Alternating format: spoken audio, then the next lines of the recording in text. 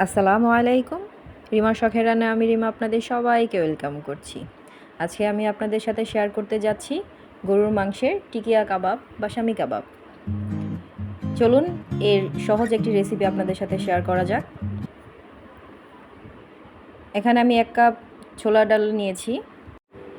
Normal পানি দিয়ে ডালটাকে আমি সারা রাতের জন্য ভিজিয়ে রাখবো। ডালটাকে কমপক্ষে 5-6 ঘন্টা ভিজিয়ে রাখতে হবে। ডালগুলো খুব সুন্দরভাবে ভিজিয়ে নরম হয়ে গেছে।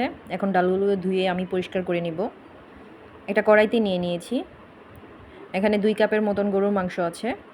মাংসগুলো একদম সলিড পিস করা, কোনো তেল চর্বি কিছুই নেই। এখানে আমি একটা পেঁয়াজ, একটা রসুন আর সাথে 1 টুকরা আদা কুচি করে দিয়ে দিয়েছি।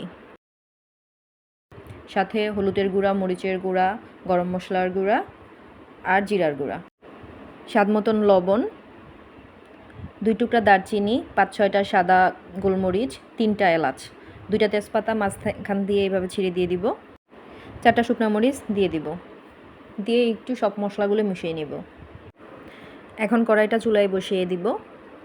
চুলায় বসিয়ে মাংস আর ডালটা খুব ভালোভাবে সিদ্ধ হওয়ার জন্য এখানে 2.5 কাপ পরিমাণের পানি দিয়ে দিব।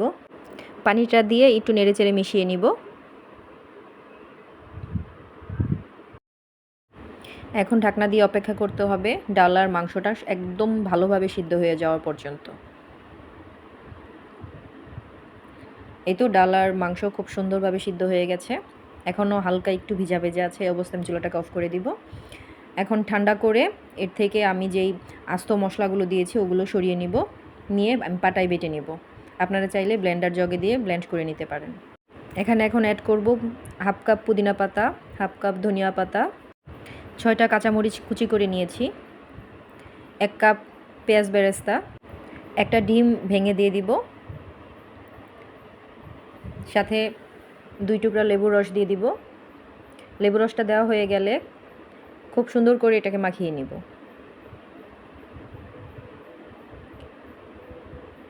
মাখাতে মাখাতে আমার মনে হচ্ছে এখানে আমার আরেকটা ডিম লাগবে। আমি আরেকটা ডিম ফাটিয়ে নিয়েছি। এখন আবার মিশিয়ে নিব। আপনারাও মাখানো সময় বুঝতে পারবেন ডিম লাগবে কি না। আমি রাউন্ড শেপ করে বানিয়ে নিচ্ছি।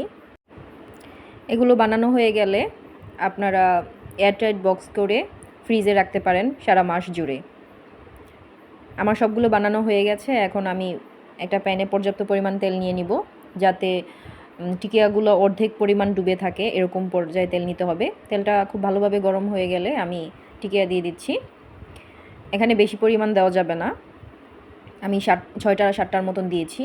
আপনারাও চেষ্টা করবেন অল্প অল্প করে দিয়ে ভাজতে।